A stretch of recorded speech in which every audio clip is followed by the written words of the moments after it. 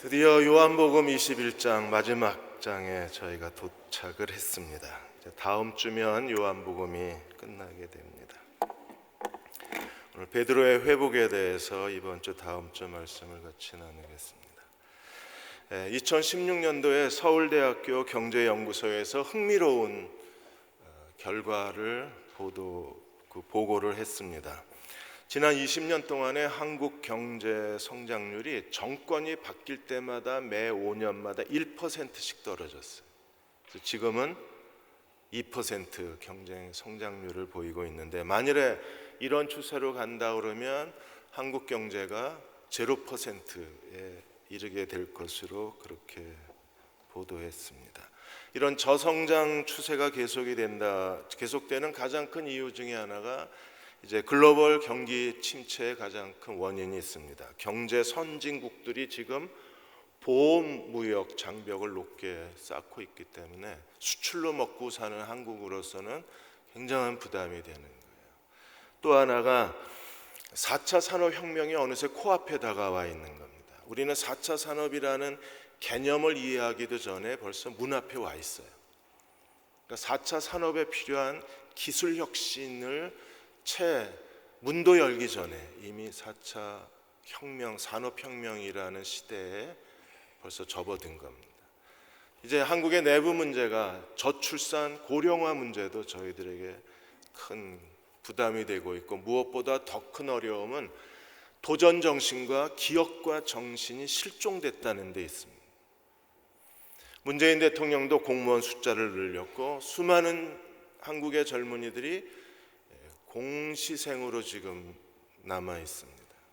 안정적인 삶을 살려고 그러지. 기업도 안정적인 독점 과업을 운영하려고 하고, 젊은 사람들도 안정적인 삶을 원해요.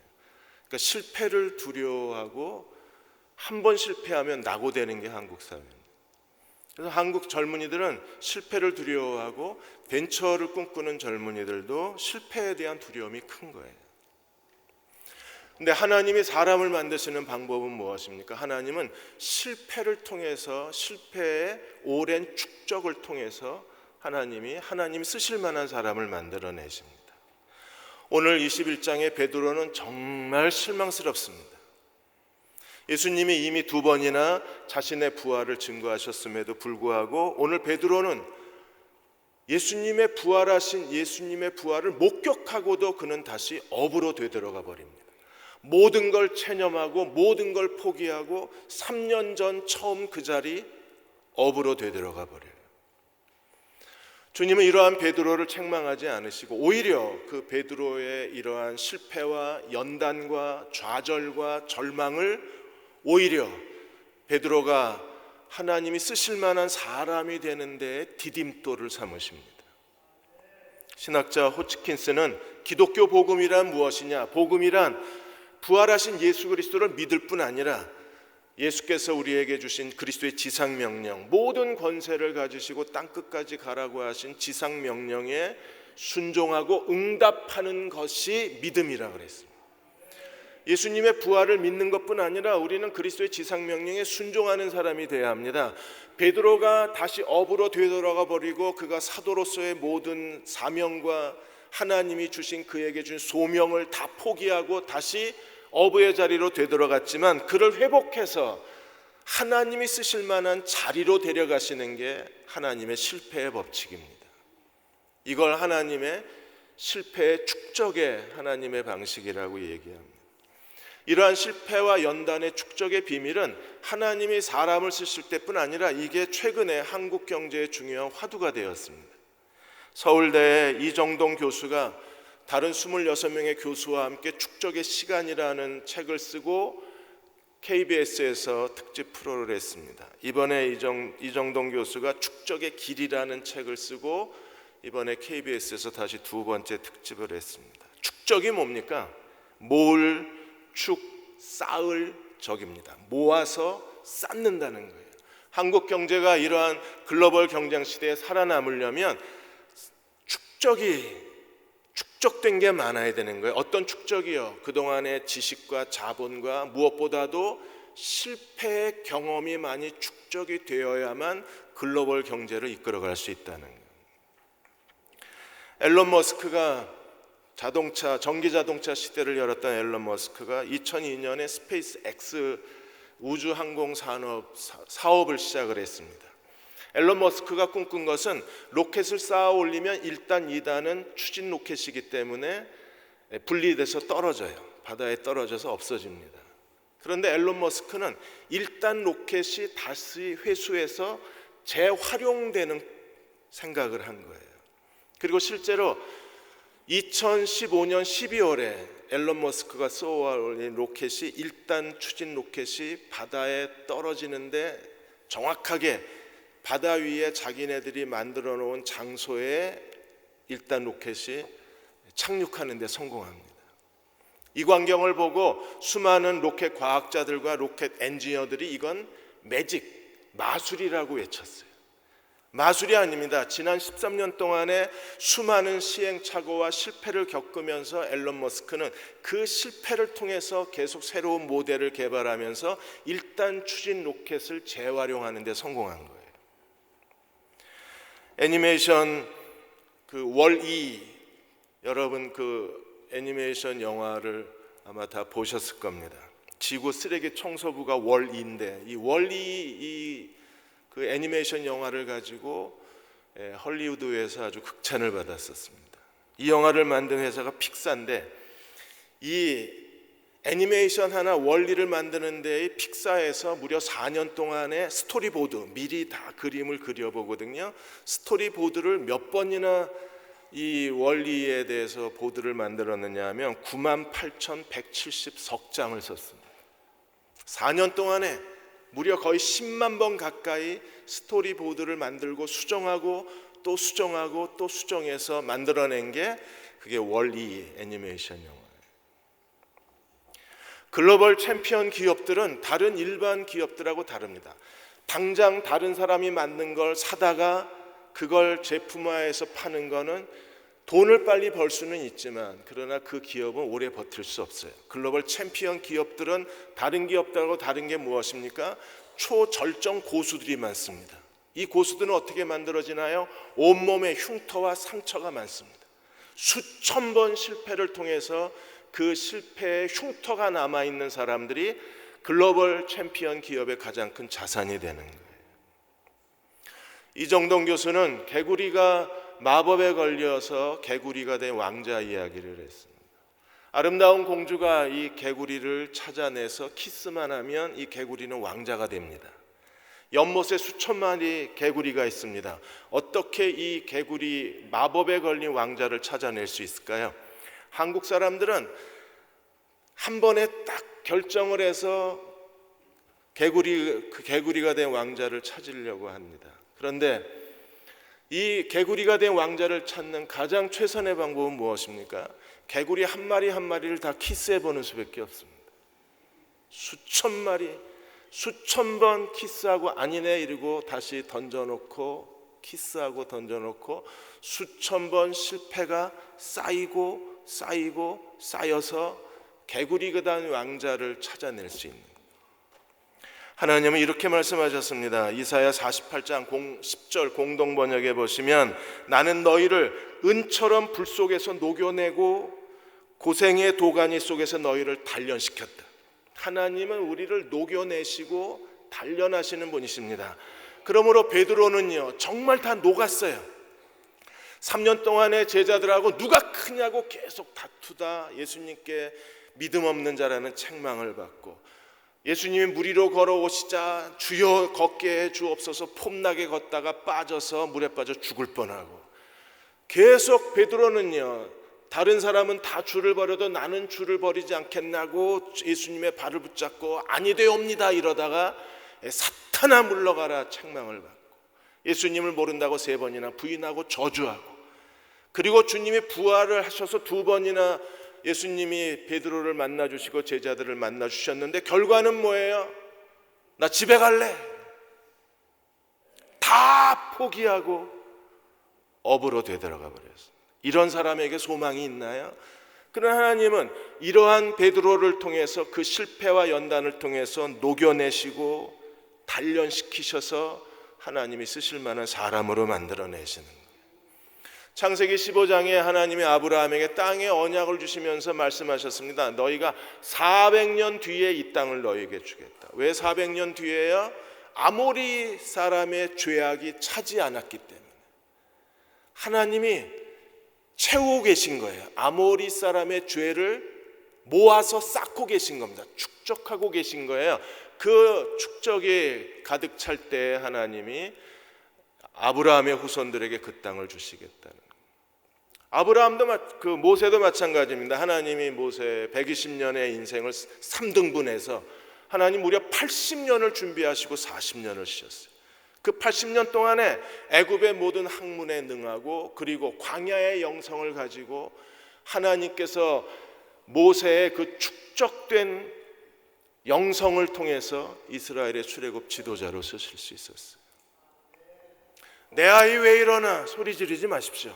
그 아이의 방황이 축적이 되고 또 우리의 삶의 신앙생활의 무기력함과 실패와 그리고 하나님께 대한 영적 침체 그리고 좌절이 쌓이고 쌓여서 하나님이 쓰실 만한 사람이 되는 거예요.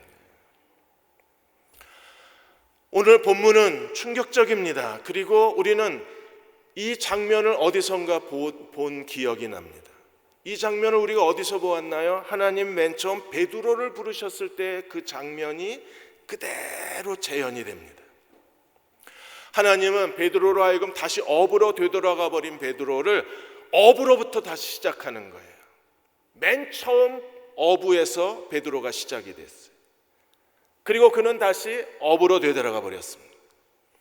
하나님은 거기서부터 베드로를 다시 시작하는 겁니다. 누가복음 5장 5절에서 11절까지 보시면 맨 처음 하나님 베드로를 부르실 때 어떤 일이 있었습니까? 그들도 밤새 고기를 잡았는데 고기 한 마리 잡지 못했습니다. 빈털털이요 빈손이었어요. 시몬이 대답하여 이르되 선생님이여 우리가 밤이 맞도록 수고하였으되 잡은 것이 없지만 예수님이 깊은 데에 내려가 그물을 던지라 그랬습니다. 말씀에 의지하여 내가 그물을 내리리다 하고 그렇게 하니 고기 잡은 것이 심이 많아 그물이 찢어졌다 그랬습니다. 찢어질 정도로 많이 잡혔어요.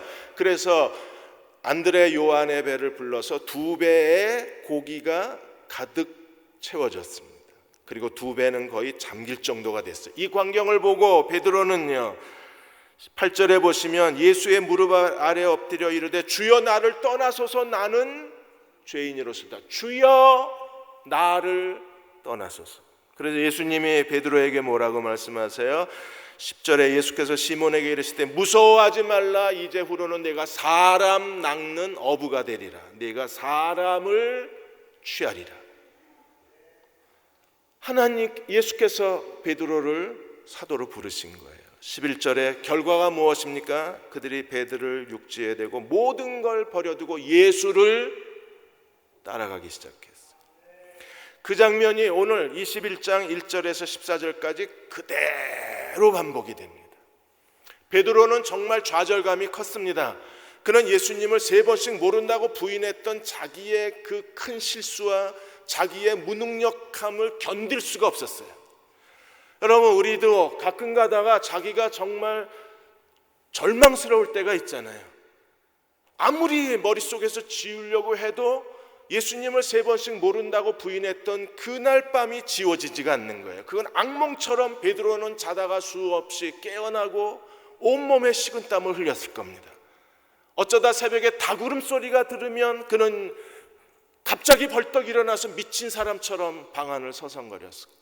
그 무서운 자기 패배감, 자기 실패감 때문에 베드로는 견디지 못하고 다시 업으로 되돌아가 버립니다. 여러분도 그런 경험이 없으시나요? 저도 가끔 그런 경험을 합니다. 모든 걸 다 포기하고 떠나버리고 싶을 때가 너무 많은 거예요. 그나마 베드로는 용기가 있어서 다시 업으로 되돌아가 버렸습니다. 거기서부터 예수님이 완벽하게 누가복음 5장에 베드로를 처음 부르셨을 때의 상황을 그대로 재현해내시는 거예요. 21장 2절에 시몬 베드로와 디두모라 하는 도마와 갈릴리 사람 가나 사람 나다나엘 세베대의 아들 야고보 요한 그리고 다른 제자 둘 안드레와 빌립이었을 걸로 저희가 추정을 합니다. 3절에 시몬 베드로가 나는 고기 잡으러 가노라. 고기 잡으러 간다고? 부활하신 예수님을 두 눈으로 보고 베드로의 입에서 터져 나온 말은 정말 실망스럽습니다. 나 고기 잡으러 갈 거야. 여러분 이해할 수 있어요? 믿을 수 있습니까? 저는 이 장면을 보면서 야, 하나님이 쓰시는 사람이 된다는 게 얼마나 힘든가. 결국엔 또 업으로 가버려요. 그걸 예수님은 또 찾아가시고. 그런데 예수님은 이러한 베드로에 대해서 아무 말씀도 하지 않으십니다. 왜 그런가요? 이런 실패와 이런 절망과 연단이 쌓이고 쌓여야만 하나님이 쓰시는 그릇이 되기 때문에. 여러분도 여러분 주변, 자기 자신에 대해서나 여러분 주변에 대해서 그렇게 서둘러 실망하실 필요 없어요. 그게 쌓여서 그 사람이 하나님 쓰시는 사람이 되는 거예요. 여러분 구글이 안드로이드 이 프로그램을 600억에 샀습니다. 우리가 아이폰을 제외하고 모든 이 휴대폰을 안드로이드 폰이라 그럽니다. 이걸 600억 주고 샀습니다. 그런데 구글이 안드로이드 벌어들인 돈이 얼마인 줄 아십니까? 30조 원입니다.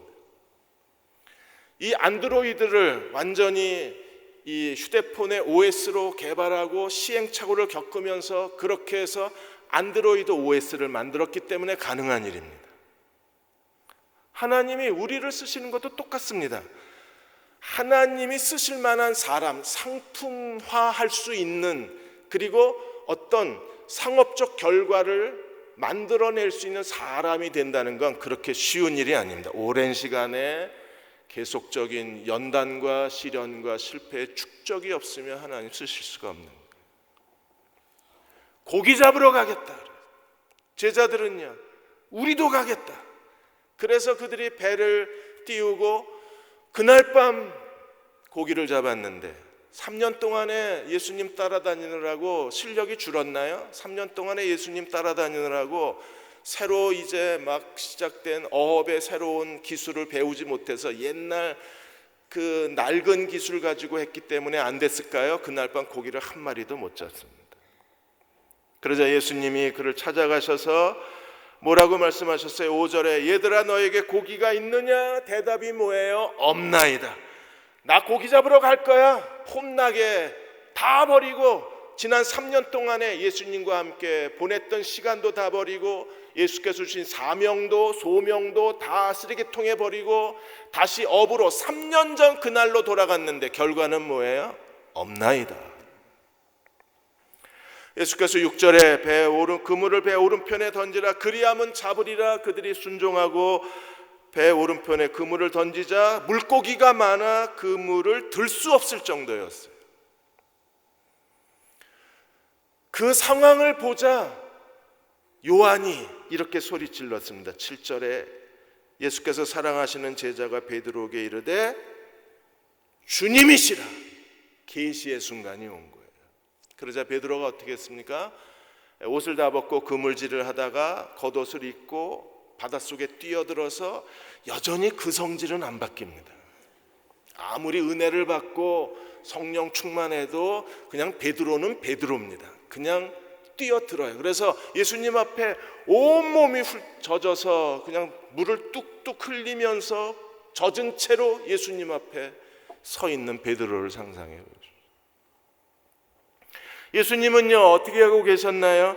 9절에 보시면 육지에 올라오니 숯불이 있는데 그 위에 생선이 놓였고 떡도, 예수님은 이미 그분이 셰프가 되셔서 그 사이에 예수님이 벌써 요리학원을 다니셨는지 셰프가 되셔서 생선과 아침 식사를 준비해 놓으시고 제자들에게 야 지금 가져온 생선도 가져와라.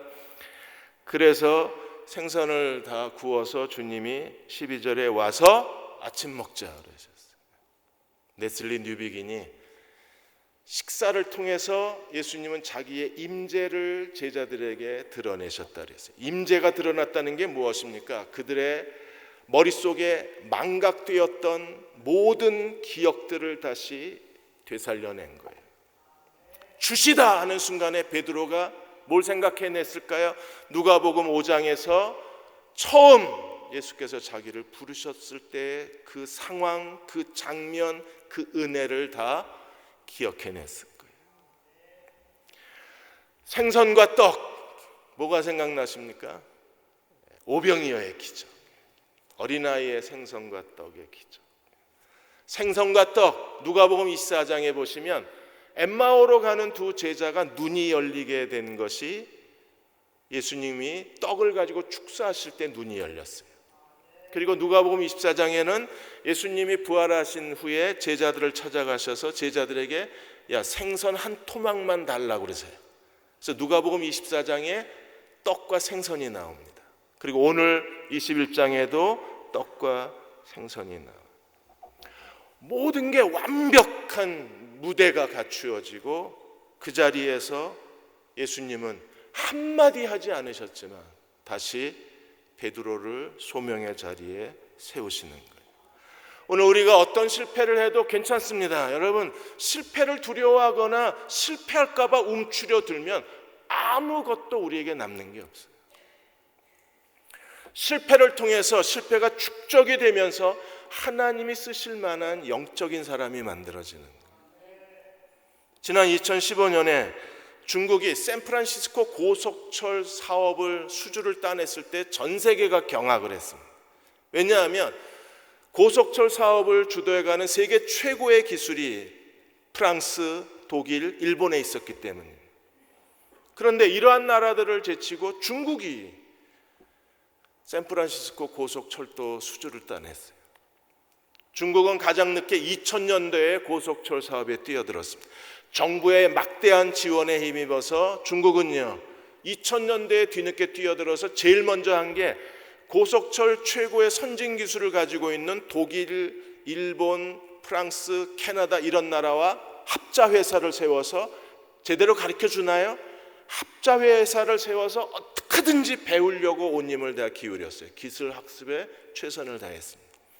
그리고 중국 정부가 중국 전역에 지난 16년 동안에 19,000km 고속철을 깔았습니다.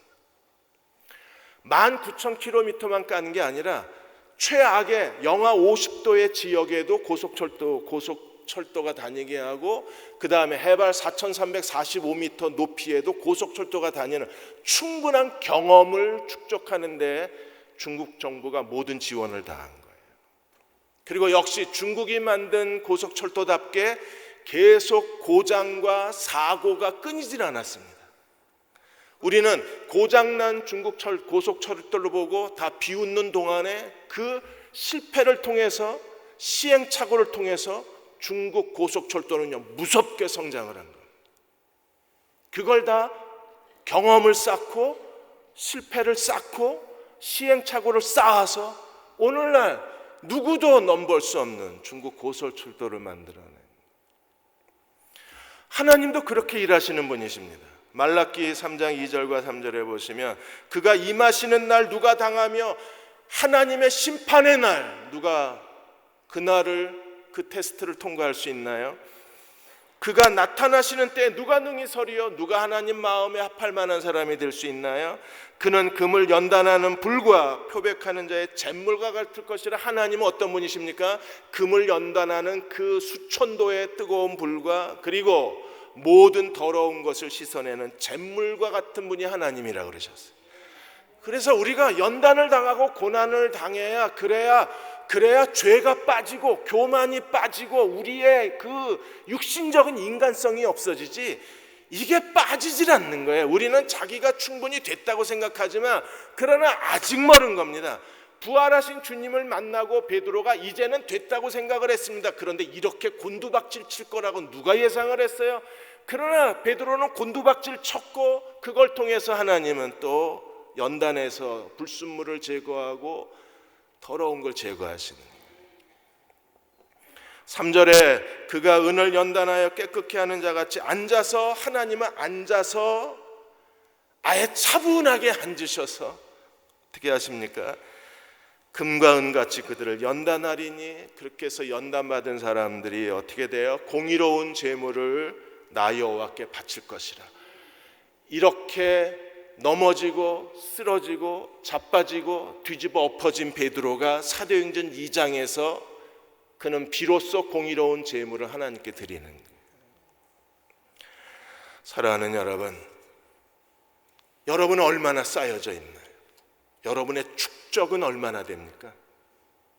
얼마나 실패가 쌓이고 연단이 쌓이고 하나님이 주신 시련이 쌓여 있나요? 이 시련이 쌓여져야만 우리는 비로소 하나님의 손에 붙잡힌 바 되어서 의로운 제물을 하나님께 드릴 수 있는 거예요. 오늘 베드로에게 하나님 주신 세 가지 은혜가 우리에게 있습니다. 첫째는요, 삶의 효율성입니다. 베드로는 밤새 그물을 던졌지만 아무것도 얻을 수 없습니다. 여러분, 우리 인생이 정말 수고하고 애쓰고 누구보다도 열심히 살았는데 인생이 빈손이라면 그거보다 더 절망스러운 일은 없을 거죠. 그런데 베드로는 자기의 3년 인생을 다 날려보냈어요. 나 고기 잡으러 갈래 하는 순간에 과거의 3년이 다 날아가 버린 거예요. 그리고 고기잡이 업으로 다시 돌아왔는데 그의 인생이 또 한 번 빈손이 되는 거예요. 근데 놀랍게 예수님이 오른편에 그물을 던지라는 순간에 밤새 베트남에 여행을 갔던 물고기떼가 단체 귀국을 했는지 그물이 찢어질 정도로 잡힌 빈 그물, 가득 찬 그물. 오늘 우리가 내 진정한 삶의 효율성은 어디에 있어요? 내게 있는 게 아니라 주님께 있음을 기억해야 합니다. 요한복음 15장 5절에 나는 포도나무여 너희는 가지라. 그가 내 안에 내가 그 안에 거하면 사람이 열매를 많이 맺나니 나를 떠나서는 너희가 아무것도 할 수 없느니라. 오늘 꽃꽂이 주제가 뭐예요? 말씀으로 성령 충만해야 영혼의 풍성한 열매가 맺어지는 겁니다. 두 번째는 선교의 효율성입니다. 고기 잡는 것은 전도요 선교입니다. 그래서 마가복음 1장 17절에도 나를 따라오너라 내가 너희를 사람 낚는 어부가 되게 하리라고 주님이 말씀을 하셨어요. 빈 그물의 선교와 가득 찬 그물의 선교, 이걸 서구 교회와 제3세계로 브루스 밀르는 그의 요한복음 주석에서 비교를 했습니다. 서구 교회는 정말 모든 기술과 통신의 발달과 그리고 인문 사회 그리고 심리학 모든 것을 그 학문을 통합해서 최고의 선교의 기술을 만들어내고 기술을 가르쳤지만 기술을 의지했던 서구 교회는 열매는 빈 그물이었어요. 실제로 캐나다 교회 같은 경우에 캐나다의 주요 그 갤럽에서 캐나다 주요 도시의 전도 프로그램을 가르치고 전도의 최고의 그 프로그램을 만들어서 대도시에 공급을 하고 그리고 얼마나 전도가 됐는가를 측정을 했는데 겨우 그 프로그램을 도입한 교회들의 성장률은 1.9%밖에 되지 않았습니다.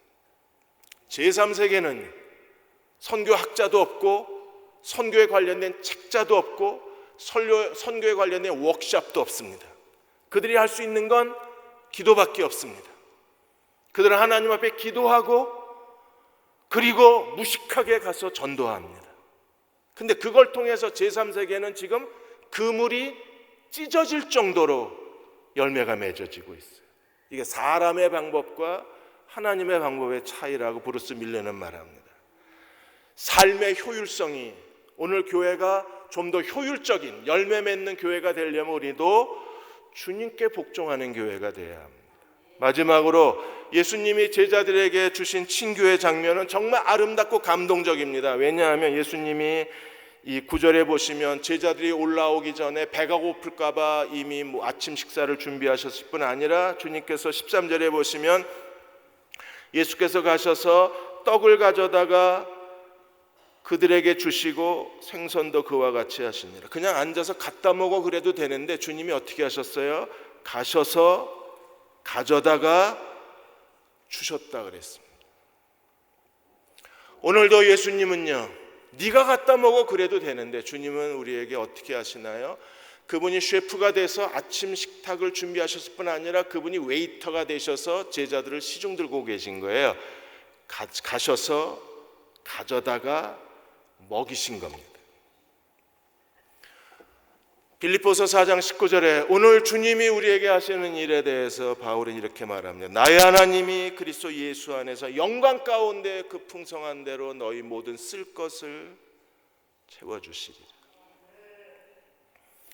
달라스에서 가장 빠르게 성장하는 교회 중에 하나를 목회하고 계신 최병락 목사님이 그의 저서에서 그 맥스 루케이도 목사님 이야기를 실었습니다. 맥스 루케이도 목사님이 그 텍사스에서 사역하고 계신데 텍사스의 한 교회에서 설교하는 걸 이제 최병락 목사가 들은 거예요. 텍사스 출신들은 어렸을 때 바다를 잘 보지 못합니다. 텍사스는 미국의 한 중앙에 있습니다. 그러니까 바다를 못 봐요. 그러니까 맥스 루케이도 목사님도 10살 때까지 바다를 못 보고 자란 거예요. 그러다가 이제 캘리포니아에 사는 삼촌이 맥스 루케이도를 캘리포니아에 불러다가 그 산타모니카의 일본 하이웨이의 산타모니카의 그 태평양을 보여준 거야. 맥스 루케이도가 거기서 감동을 했습니다. 그 큰 바다를 처음 본 겁니다. 바다가 계속 파도가 치는 걸 보고 삼촌에게 묻습니다. 이 많은 물이 어디서 나오느냐. 파도가 끊임없이 오는 걸 신기하게 바라보니까 삼촌이 맥스 루케이도 목사에게 말합니다. 1000년 전에도 이 바다는 계속 파도가 왔다가 가고 또 왔었다고 얘기를 해요. 믿지 못하는 맥스에게 삼촌은 또 말합니다. 우리가 죽고 난 뒤에 1000년 뒤에도 여전히 파도는 오고 또 오고 계속해서 올 거라는 얘기를 합니다. 그 얘기를 하시다가 루케이도 목사님이 이야기를 멈추고 청중을 바라보면서 이렇게 말했습니다. 여러분, 하루 종일 파도가 밀려오듯이 1000번을 뛰어들어도 파도는 1000번을 나를 받아주는 것처럼 하나님의 은혜는 우리가 뛰어들면 언제든지 하나님의 은혜의 파도는 1000번 내가 뛰어들어도 1000번 받아주시는 하나님이십니다. 지난주에 내가 하나님은 죄를 지었는데요 라고 말이 끝나기도 무섭게 파도가 와서 나를 받아줘. 맥스 루케이도 목사님은 그 파도를 보고 삼촌한테 나 들어가 봐도 돼요? 그럼 들어가 봐도 되죠. 들어가면 파도는 언제나 맥스 루케이도 목사님을 받아주고 온몸에 모래칠을 하고 파도에 뛰어들어가면 파도는 다 씻어주고 서 있어도 파도는 찾아오고 앉아 있어도 파도는 찾아오고 모래에 누워 있어도 파도는 밀려온 거예요. 그런 것처럼 우리가 실패해도 하나님 은혜의 파도는 우리를 씻어주고 하나님의 용서의 파도는 우리를 정결케 해주고 하나님의 은혜의 파도는 우리의 좌절감과 절망을 씻어주는 거예요. 지난주에 나는 정말 무능했습니다 하는 순간에 은혜의 파도가 나를 덮치고 우리의 무능을 씻어주는 것이 하나님의 사랑입니다. 사랑하는 여러분, 수천 번 실패해도 괜찮습니다. 실패가 모아지고 축적이 되어야 하나님 쓰실 만한 사람이 되는 거예요. 우리가 베드로처럼 모든 걸 다 포기했을지라도 찾아오셔서 다시 회복하시는 주님께 우리 자신을 의탁한다면 우리가 실망할 사람은 아무도 없습니다. 누구도 실망해서는 안 됩니다. 내가 나를 실망해서도 안 됩니다. 하나님 우리에게 새로운 기회를 주시는 분이시기 때문입니다. 우리가 이 하나님의 은혜를 바라보고 우리 다 일어나셔서 300장 1절만 우리 같이 부르겠습니다. 내 마음이 낙심되며 근심에 눌릴 때 주께서 내게 오사 위로하여 주시네. 우리 1절만 부르고 기도하겠습니다.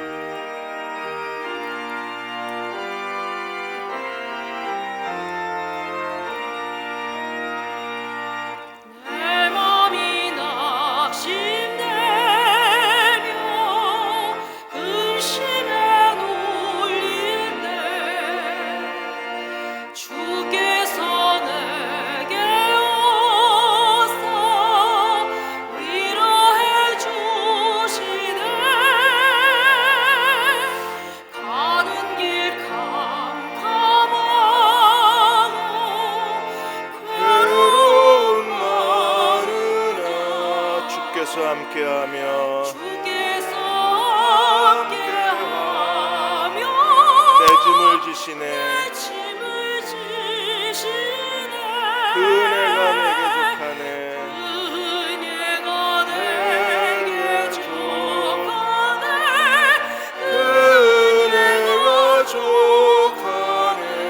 괴로운 세상 지날 때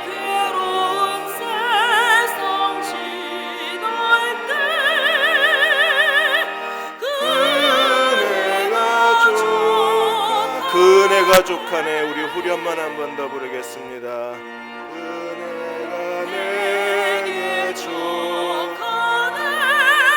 그 은혜가 족하네. 이 괴로운 세상 지날 때